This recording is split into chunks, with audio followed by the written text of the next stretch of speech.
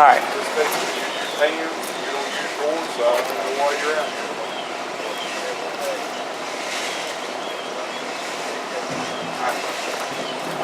Pretty straightforward. You got your dipstick to check your engine oil.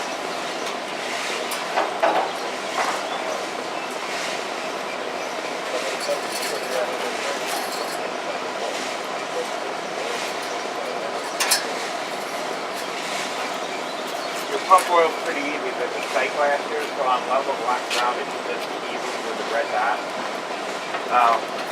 You fill it at the top cap here. You got a real nice little drain hose with a valve, so there's no drain plug to lose. You just open up the valve here, you drain the pump oil. Normally about every 300 hours you can do a little before that. It depends how much runtime we have on it. Well, normally they put a pan out under here in this area. The engine oil has a drain through this. Of course, the oil and the banker inside. When you see it half low and low, it's low, so you really want to manage and maintain that. We do recommend it with that oil. Any air-cooled engine oil is about 250 grams at a time. Not really a lot of cool. And it just for that last longer. We average about 4,500 hours.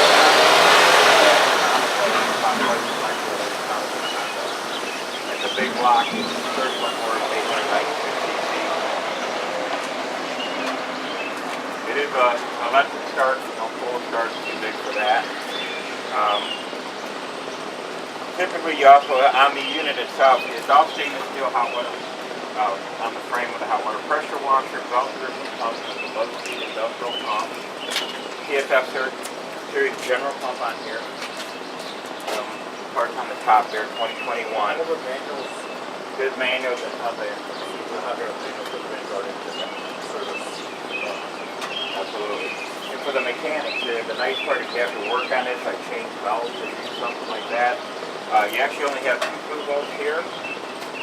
And then there's a bolt that tightens up the belt on the side here. What's nice about that, the actual rails actually drop over a box frame. So the belts, you don't have to like pry them around and try to line the belts on the belt line. They're off a lot longer because of that. We're dead. Pretty much straight through the. That's all they got there. You know, pretty good operation there. The great interior. Pretty good setup here. And most of the time you always have to try and a couple pry bars.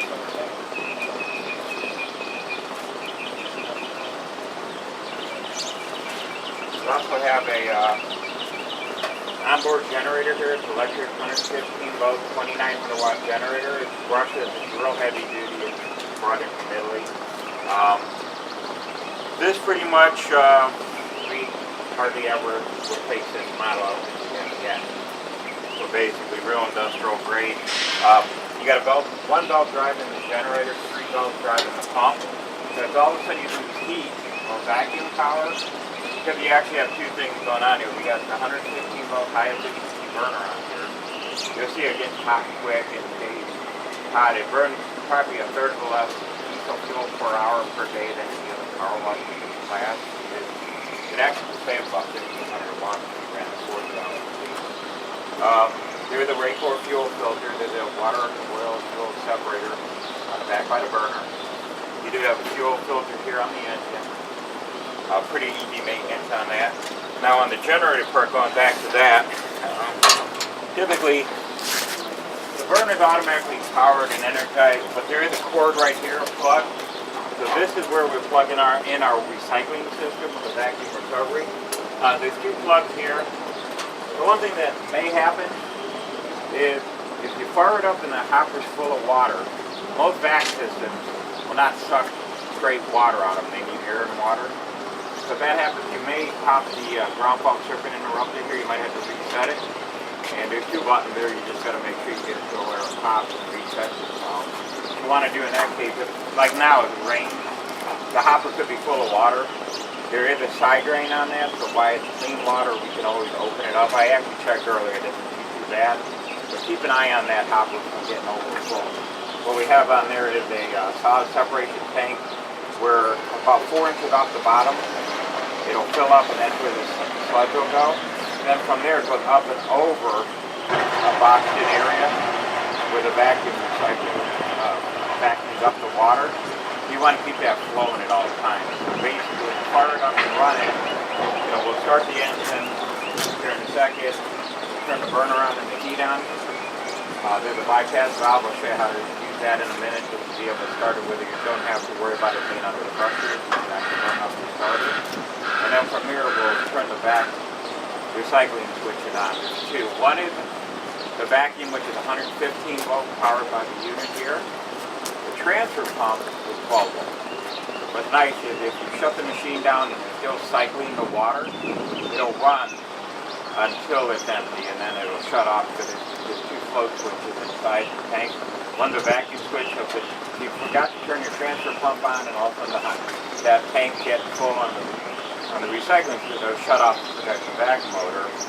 But on the same token, that 12 volt one is the float. All these procedures written down. Oh, absolutely. They're a big binder. Is it something that basically put like in a laminated sheet of paper tank, and here's the guys that started actually read through the Yeah, there should be like a 3-ring binder. I have a USB drive with it on there, and then we're gonna even enhance the manual even deeper.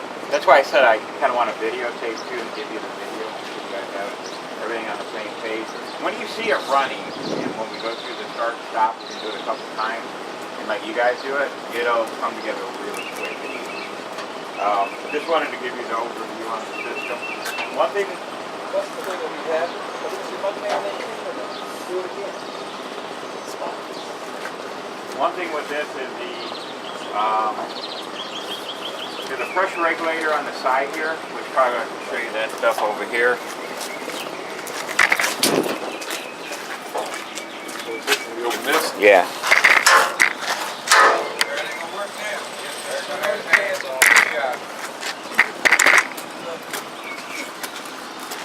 What's nice about this system here is good eye. Well, these things was loose when it got here. The bolt had vibrated out, and it was just laying here. Because they transport all the tanks we put all in like in this morning.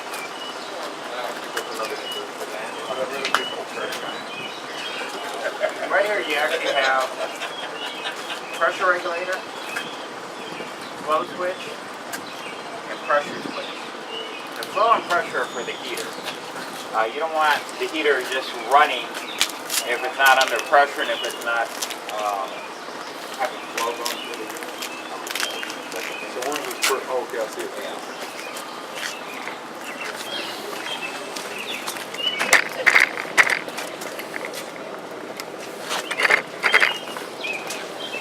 Like you boil the water, makes steam and burn.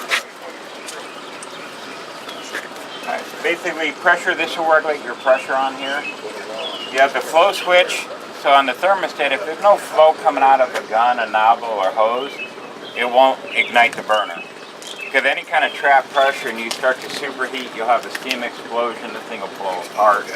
And it's amazing how dangerous that is. That's why we have a lot of redundant safety devices.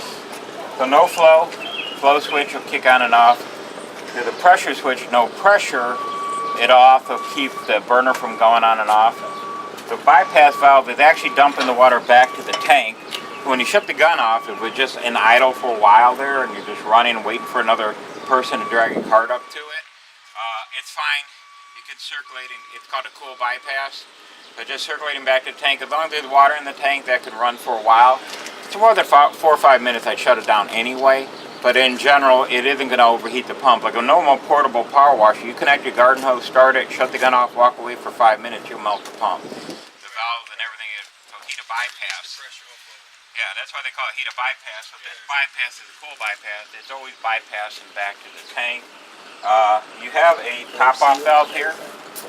This pop-off valve is just in case the unloader was to overload or be overpressurized. This will pop off, keeps it under about 4,300 PSI. Most of the time, an operating pressure of 3,500 PSI when you shut the gun off. And this type of pressure trap unloader, it'll spike up to about 4,300 or 4,000. You don't want it to go above and beyond that. So if you were to do some adjusting on the unit or replace an unloader, you always want to test your spike pressure. Yeah, up, down, and then crank it because Yeah, right. The pressure. if you have the wrong nozzle on, and you may never get to 3,500, but the pump might hit 20,000 PSI. I think a little 5 horsepower pop blow, 6,000 pound gauges up in a hose because it was just so quick. So basically, we have a lot of the redundant safety devices on here. We also have a steam burst relief valve. Under this hose here, the burst relief valve. At 8,000 PSI, this will pop off. And it's a disc, so when it pops, you have to replace it. If that tank is hot, is that plastic hose? Now, there's double insulation around the heating coil and heat. That's one of the reasons we have such a high efficiency burner, the fact that we have such Insulation around it. heavy insulation. The coil's about 70-foot longer pipe in there than a normal coil. So none of that plastic. Is that hot to the touch then? No, it won't be hot. Here, this stuff will be, but not the rest, because that's where the water's flowing through. So that would be the only issue. So it looks like a hose barb in here that's got the disc. That's a another redundant safety device built in. The fuel tank is black for gasoline. I don't know why they went to that. I like the old red one. They were a lot easier to keep track of. What's the tank on the other side? Diesel fuel or kerosene. That's for the burner. So split fuel. We have double carbon emissions, carbon cartridges because of the bigger tank. So everything's carbon emissions, EPA, approved for that. You have 2 outlets for high pressure. It's actually a dual gun system. We have a hose and hose reel here with a gun, and one on the back. Basically, that's like the extensive of the super high-end hot water power washer on this. It is electric start. We use a deep cycle 1,000 co-cranking amp battery in there. Any questions on any of this so far? Okay. So basically, what's happening once the machine is started, you got the heat on, your water lines are going to be pressurized. So one way or another, you either have to have a valve or a gun on the end of both reels. It's not a just free, go the path of least resistance and keep spraying. You also have an inlet hose reel. So this is your garden hose connected to your building for your water supply. It has a float in there, so if you were to just turn it on and walk away, it'll shut off automatically, it won't overflow. We have 2 tanks in here. One is the supply tank, one's the recovery tank, and Each one of them tanks are 200 gallon? 270 Per tank. per tank. And we have control valves on the back in the plumbing to be able to split the tanks off. We also have guys that'll do general purpose cleaning. Say Parks and Rec wanted to clean pavilions, their concrete areas, their sidewalks out there. You can actually go out and join the 2 tanks together and get 540 gallons worth of fresh water. Especially if you're not recycling, that'll be great, Do you have a recovery wand for the collection tank? The collection tank's all the way, it's plumbed into that But already. you don't have a separate wand that would allow us to suck collection in? Yes, well, it's not a floor wand, it's actually a scupper tool, it's a vacuum head that you can lay on the ground. So if we wanted to block off that So storm drain. where's that hose and how much distance does that thing travel? Eric, you jump and didn't finish. Alright, never mind. We can actually pretty much, we can get to that. Alright. We do have lock pins on the reels, hose reel guide, which are really nice. Another cranks, manual cranks. Manual crank on this. We do offer electric too. It'll get strong, that's good, he likes that. Absolutely. At least this too. You don't have to grab that filthy hose if you're doing dumpster areas. Filters, how those different 3 filters right there. We can go to the other side. That's where the filters are a little easier to see. He was right there. That's fine. You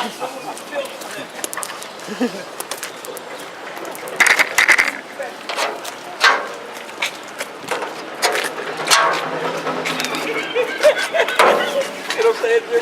You're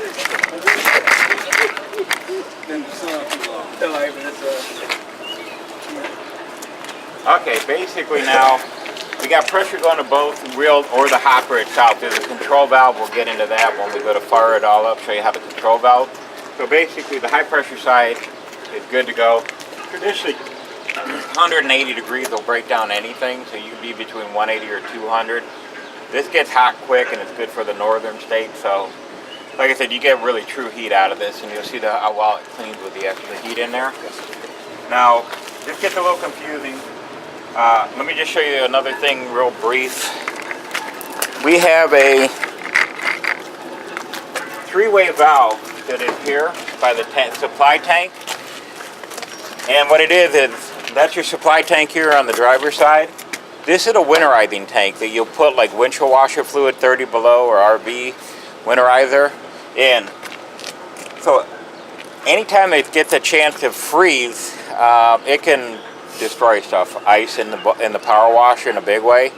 Heating coils can split. They say it's equal to 100,000 PSI of pressure, the damage it can cause, you know, from expansion. So we try to make this real easy. All you got to do is there's a three-way valve. It has kind of an arrow like this on it, kind of weird. This shows the flow. And all you got to do is know from the tank to this filter is going to your power washer, okay? So you can see where that T-fitting is. And what you do is there's a little release lever here that just basically, right now it shows the flow in the little blue dot. That's the only thing I don't like about it. It's kind of hard to see. And the blue dot, it shows the flow going there, and you'll see the path. So if we were in the middle of freezing tonight, we're packing it all up, we would just go ahead and run that through, start the engine. You want to be kind of quick when it's winterized. You want to start one of the heads in the back, see the blue or purple, whatever your windshield washer fluid color is, shut it off, get the other head winterized, shut that off. Just by on and off for a second, it'll actually go through that little bypass mode. So when you shut down that little unloader, we'll get a little winterizer in and back to tank. And then that kind of will winterize the main thing. What you could do with the high pressure reels, what's nice if you got air, we have disconnects by the inlet of the hose reel, so you can disconnect blow air through the garden hose, and you can also blow air through the pressure reel on the back, because that also has a disconnect down there. We make it as convenient as we can. You can run antifreeze through it too, a winterizer. If you're out there and you just don't have air, then just run the winterizer right through the system. But the minute you see that, now the only thing you got to know is when and if it's in bypass. When you shut the gun off and the machine's running, now we're pumping all that precious winterizer into the supply tank through that little cool bypass. So all of a sudden you start and all of a sudden you're like, oh, it's empty. You know what I mean? So that is a little to get used to, is make sure that when you do ready to start on the winterizing tank, you're ready to start to winterize the components, and you don't want that gun off for a long period of time, because it'll pump 9 gallons of winterizer right back to the tank. That will take a couple times to get used to, have some extra on it, with you, if that's the case. Are you going to go through that whole process here? Yeah, we can fill this up and run that if you like. Yeah, no problem. Well, for people to actually see it. Okay. And all of that is in the service manual and stuff? Yeah, actually, right now you're in the winterizing position. Right, I'll put it back where you had. I just want to see how it works. Right here is what we have. Just so you see it. It goes from this tank here over to here. I should put a Sharpie on that to make it obvious. We'll mark it to where to work for us. Now, one thing what's nice about that valve too that you can use now during the normal time is if you were to just put it in another position, like here where it's empty. What's convenient about that is you can now take and check your water filter. Because if it was free open, it's just going to flow so much water out that you would be hard to get the O-ring and lid back on. So at least this keeps it under, without any pressure. You have that O-ring in there; it's critical. Make sure that sticks in there. Don't get pinched.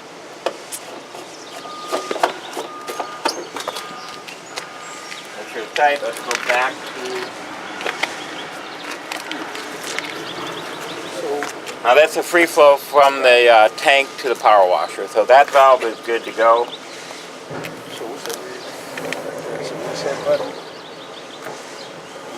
Alright, it all makes sense once we fire up. I just want to make sure everybody leaves here the one.